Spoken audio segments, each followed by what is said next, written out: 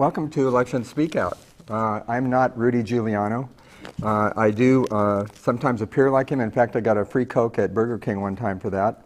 But I am John Killian, Gresham City Council. I'm really happy to be here tonight. And in fact, we're here tonight with Dick Strathern, who with your vote will return to Gresham City Council.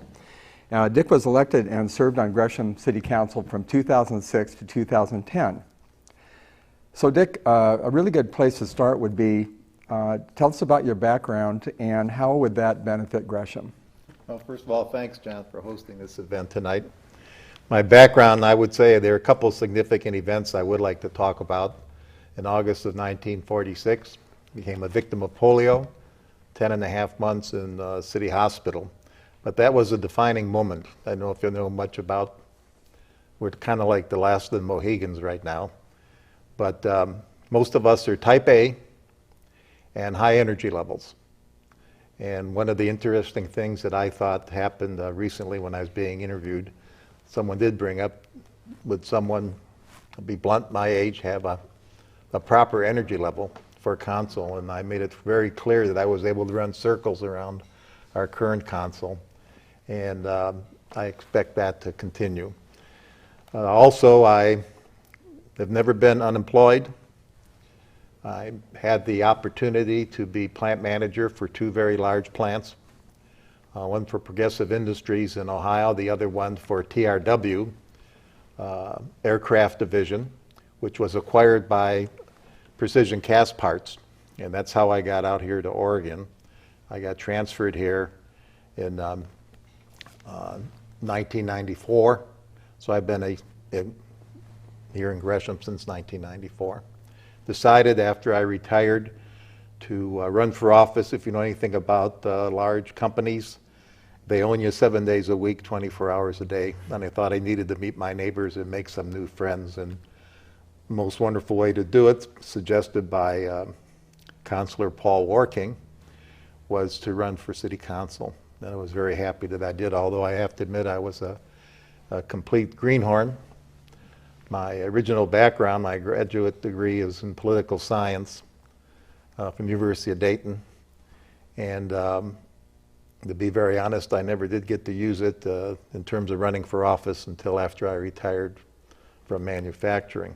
Well, you know, when you were on city council for those 4 years, I mean, you didn't really miss any meetings or anything, did you? I mean, you pretty much were there as much as any city councilor would have been at all the different functions. I feel I had a very good attendance record, probably one of the better records. I always felt that you needed to attend the meeting in person, and I just felt that people need to know where you're coming from. One of the biggest concerns I had when I first came aboard was that quite often there were major votes taken, and the councilors and the mayor never did express prior to voting why they were voting the way they were, which I thought was very interesting. But what I brought to it, I felt, was my business background, business sense. I'm a problem solver, and I really feel there's two sides to every argument, and it's important in a democracy that the people hear both sides. Well, so let's get into the nuts and bolts of your running for council. You won convincingly by a large margin 4 years ago. And this is a volunteer position. I know that as well because it takes a lot of time. I have a full-time dental practice as well as, you know, contributing to city council as much as I'm able.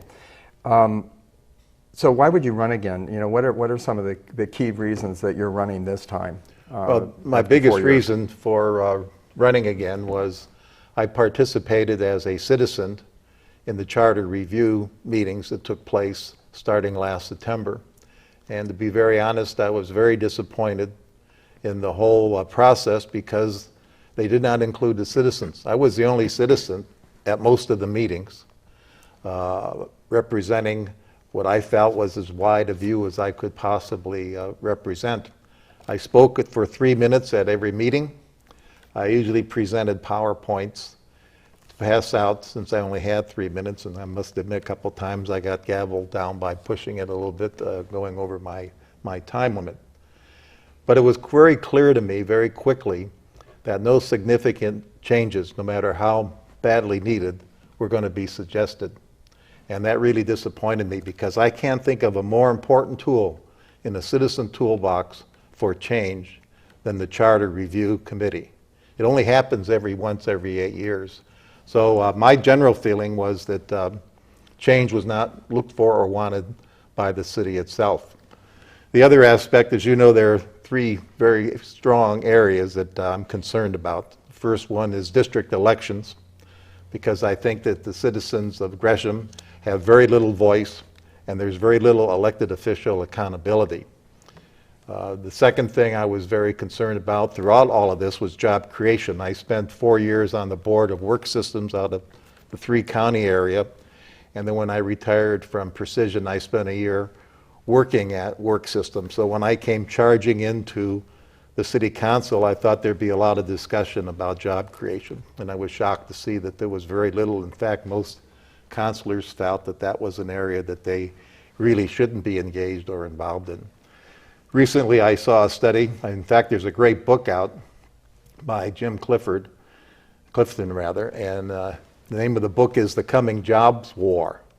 And he feels that cities are the best place for saving our economy.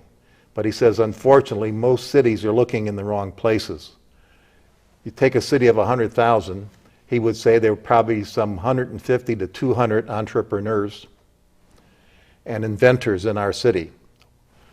What is our political leadership doing to facilitate those people in our region, to making sure they meet the right people in terms of job startups and those who could invest in their ideas and their undertakings? He points out that you need citizen mentors, people who have retired. We know baby boomers are retiring like mad. I think of someone like Hiroshi, in terms of his inventive knowledge in the city. He would be a wonderful mentor to these people. So it seems like we've missed that point completely. The other aspect that disappointed me, I guess, would be that I would attend all these meetings that the state holds and the region holds on cluster development as a key to economic development.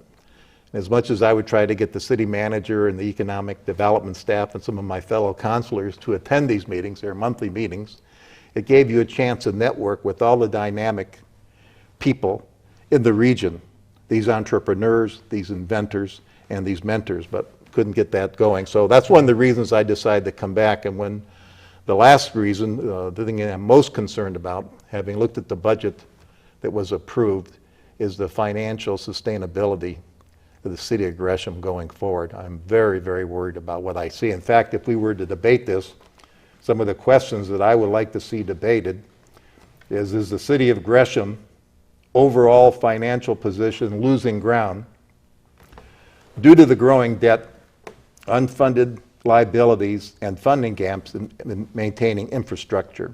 And I think transportation might be a good example. Is it true in the budget review process this year failed to address indications of increasing debt and decreasing revenue? What percentage of the city property tax dollars go to the general fund over the last 3 years? What's the trend that's taking place? And I think all this discussion on the $7.50 utility fee is nothing more than a Band-Aid. It's not really addressing, and we're not being honest with the citizens and letting them know that what real financial threats we're facing over the next 3 to 4 years. Well, so Dick, I know that we started to talk about tonight job creation and financial stability. We are going to get together for another session. We'll go into these aspects with a lot more detail. And with this elections that are coming up, that's ballot measure 26141 that we strongly advocate for, and folks can read about that in the voters pamphlet as well. We don't have a slick campaign like our opponents. We're just being real about it, that we think that city council should live where they represent, as they were before 1986. You know, hopefully, I know that you have a website too where a lot of this information can be found, and it's Citizens with an S on the end, Yes. dash voice.org. All right. So, you know, folks can go there and get a lot of information about all these aspects, because I know that one of your concerns too is on transparency with council, and you know, that's part of your vision is how to really relate to all the citizens in Gresham. So how would you wrap that up with running again and with transparency and in the short time we have left? Okay, the best example I could give of a lack of transparency is City Hall's position on district elections. I think the biggest joke that I have ever heard is that the citizens are giving up their voting power because they're not going to be able to vote for 6 councilors. If you look at how these elections are structured, they're not voting for councilors. They're voting for positions. And in the last 2 major elections, half of the people that ran, and that includes the mayor, ran unopposed. Right. Well, that's, you know, you're so right, and I hope that that you know, I'm so happy to be your friend and to be supporting you for re-election, for, you know, being returning to Gresham City Council. You did a great job for 4 years, and you know, I'm looking forward to having you on City Council again as a fellow councilor. So hopefully that's what will take place. So again, we would like to welcome our audience to return Dick Strathern to City Council for position 3.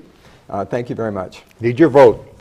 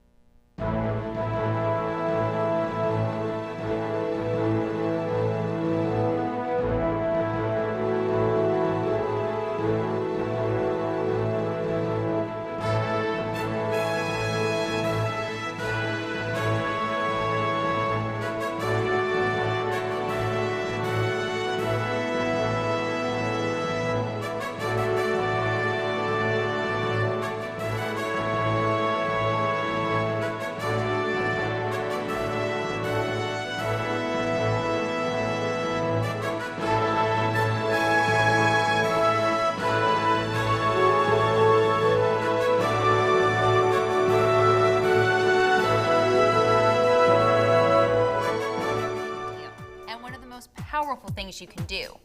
But deep down, people vote.